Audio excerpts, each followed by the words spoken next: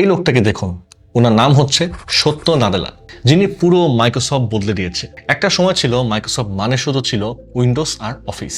একটা সময় সবাই বলা শুরু করলো যে এই মাইক্রোসফট আর আগের মতো ইনোভেটিভ না। এদিকে অ্যাপল নতুন নতুন আইফোন দিয়ে বাজার নাড়িয়ে দিচ্ছে, আবার গুগল অ্যান্ড্রয়েড দিয়ে সবখানে পৌঁছে গেছে, আর ক্লাউডের দুনিয়ায় নতুন যুদ্ধ শুরু হয়ে গেছে। বাট মাইক্রোসফট কোথায় যেন পিছিয়ে যাচ্ছে।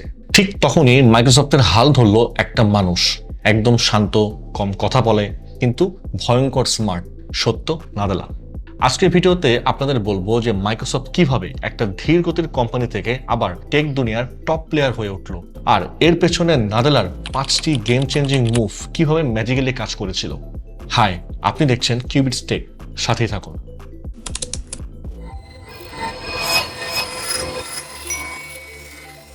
আচ্ছা, প্রথমেই বলি মাইক্রোসফটের শুরুটা কেমন ছিল। মাইক্রোসফটের জন্ম হয়েছে 1975 সালে। বিল গেটস এবং পল অ্যালেন হাতে হাতে শুরু করেছিল। তাদের মূল কাজ ছিল সফটওয়্যার বানানো, যখন পিসি মানে ছিল নতুন জিনিস। আর আস্তে আস্তে মাইক্রোসফট এমন জায়গায় গেল যে উইন্ডোজ, ওয়ার্ড, এক্সেল এগুলো সব ইউজারদের কাছে স্ট্যান্ডার্ড হয়ে গেল।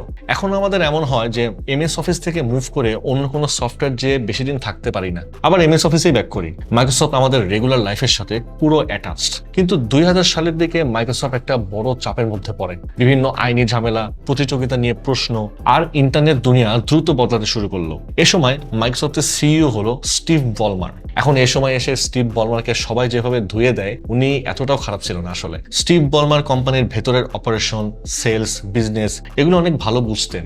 কিন্তু একটা বড় প্রবলেম ছিল যে এই সময়টাতে টেক দুনিয়া সবচেয়ে দ্রুত বদলাচ্ছিল। 2007 সালে আইফোন আসে, মোবাইল কম্পিউটিং শুরু হয়, অ্যাপ ইকোসিস্টেম শুরু হয়, ওয়েব প্লাস ক্লাউড এক্সপ্লোর করে। আর মাইক্রোসফট তখনও অনেকটা তাদের পুরনো রাজত্ব ধরে রাখতে ব্যস্ত। আর স্টিভ বলমার অলওয়েজ নতুন ট্রেন্ডকে থ্রেড না ভেবে ভাবতো যোগ। তো তিনটা মেইন জায়গায় মাইক্রোসফট পিছিয়ে পড়ে। নাম্বার 1 হচ্ছে মোবাইল।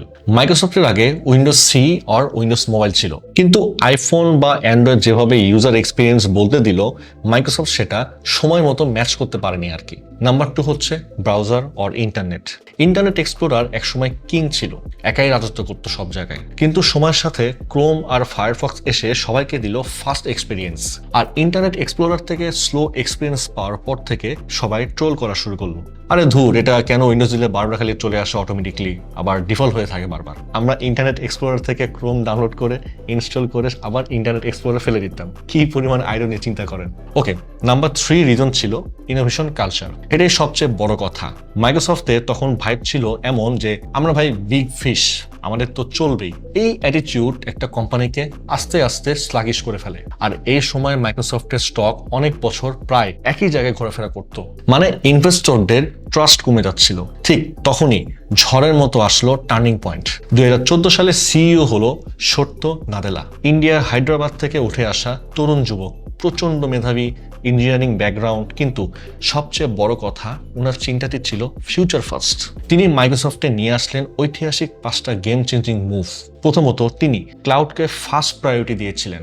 সত্য খুব ভালোভাবে বুঝতে পেরেছিলেন যে ফিউচার মানে শুধু উইন্ডোজ না, ফিউচার মানে হচ্ছে ক্লাউড, মানে server, storage, app hosting, enterprise solution সবকিছুই অনলাইনে যাবে। তাই মাইক্রোসফট অ্যাজিউরকে সে টপ প্রায়োরিটি বানালো। অনেকেই বলে যে অ্যাজিউর ছিল মাইক্রোসফটের কামব্যাক ইঞ্জিন, কারণ ক্লাউডে ঢুকতে পারলে আপনি শুধু পিসি ইউজার না, আপনি পুরো ইন্ডাস্ট্রি সার্ভ করেন। ওকে, সেকেন্ড স্টেপ ছিল যে মাইক্রোসফটকে ওপেন করা। এক সময় একটা জিনিস বলা হতো যে মাইক্রোসফট মানে ক্লোজড আর রেস্ট্রিক্টেড। সত্য নাদেলা সেই ইমেজটা চেঞ্জ করে ফেললেন। লিনাক্স সাপোর্ট বাড়ালেন, ওপেন সোর্স কমিউনিটিতে মাইক্রোসফটের এক্সটেন্ড বাড়ালেন, ডেভেলপারসদের জন্য ফ্রেন্ডলিনেস বাড়ালেন। আর এটাও ট্রু যে আজকে মাইক্রোসফটের অনেক সার্ভার ও ক্লাউড ওয়ার্কলোড কিন্তু লিনাক্স ভিত্তিক। মানে মাইক্রোসফট বুঝে গেছে যে যেখানে ইউজার সেখানেই বিজনেস। নাম্বার 3, মাইক্রোসফট 365 এর সাবস্ক্রিপশন মডেল। আগে অফিস কিনতে হতো একবারে। সত্য নাদেলা আসার পর মাইক্রোসফট পুরো প্ল্যান বদলালো। Subscription base Microsoft 365, regular update, cloud sync, Teams integration সবই আসলো। মানে মাইক্রোসফটের ইনকাম ওয়ান টাইম থেকে হয়ে গেল রিকিউরিং। আগে সবাই একেবারে পারচেস করতো, এখন সবাই মান্থলি, ইয়ারলি সাবস্ক্রিপশন কিনে। এটা বিজনেসের জন্য বিশাল একটা বুস্ট। তারপর নাম্বার 4 মুভ, স্মার্ট অ্যাকুইজিশনস। সত্য নাদেলা শুধু বড় বড় কথা বলেই থামেনি, সে স্ট্র্যাটেজিক ভাবে কেনা শুরু করলেন। লিঙ্কডইন, গিটহাব, মাইন্ডক্যাপ সব কিনে নিলেন। তখন সবাই বলেছিল যে ধুর, এসব কেনার কোনো মানে আছে, বাট এখন সবাই বুঝেছে যে এগুলো আসলে মাইক্রোসফটের ফিউচার ইকোসিস্টেম বিল্ড করার একটা কনক্রিট ছিল। ওকে, নাম্বার 5 মুভ হচ্ছে এআই বেটিং। এখন ভাই সব জায়গায় এআই এআই এআই, কিন্তু সত্য নাদেলা এটা খুব আগে বুঝেছিলেন এআই হবে নেক্সট ডিকেডের ফাউন্ডেশন। তাই Microsoft AI tools, Azure AI, copilot, enterprise AI সবকিছুতে হেভি ফোকাস দিচ্ছে। আজকে আপনারা যেমন ওয়ার্ড, এক্সেল আর উইন্ডোজে কোপাইলট দেখেন, এগুলো কিন্তু ওই ভিশনেরই একটা অংশ। সত্য নাদেলা আসলে পুরো কালচার বদলে দিয়েছিলেন, এটা অনেকেই মিস করে। কিন্তু সত্য নাদেলা এর সবচেয়ে বড় কাজ হলো কালচার রিসেট। সত্য এটাকে এমনভাবে করলো যে আমরা শিখবো, আমরা অ্যাডাপ্ট করব। একটা ফেমাস কনসেপ্ট আছে যে growth mindset versus fixed mindset. সত্য মাইক্রোসফটে গ্রোথ মাইন্ডসেট পুশ করে, আর যখন কালচার বদলে যায় ইনোভেশন নিজে থেকেই আসতে থাকে। তো আজকে আমরা আপনাদেরকে জানালাম যে এই একটা মানুষ সত্য নাদেলা কিভাবে মাইক্রোসফটের পুরো চেহারাটাই বদলে দিয়েছে। তো আশা করি আপনাদের ভিডিওটি ভালো লেগেছে, আর যদি ভিডিওটি ভালো লেগে থাকে তাহলে অবশ্যই ভিডিও শেয়ার করতে ভুলবেন না। আর যদি কোনো ধরনের কোয়ারিজ থাকে তাহলে অবশ্যই কমেন্টস করতে ভুলবেন না। আজকে তাহলে এখানে যেতে হচ্ছে। দেখা হবে পরে কোনো ভিডিওতে নতুন কোনো টপিক নিয়ে। সে পর্যন্ত ভালো থাকুন, সুস্থ থাকুন।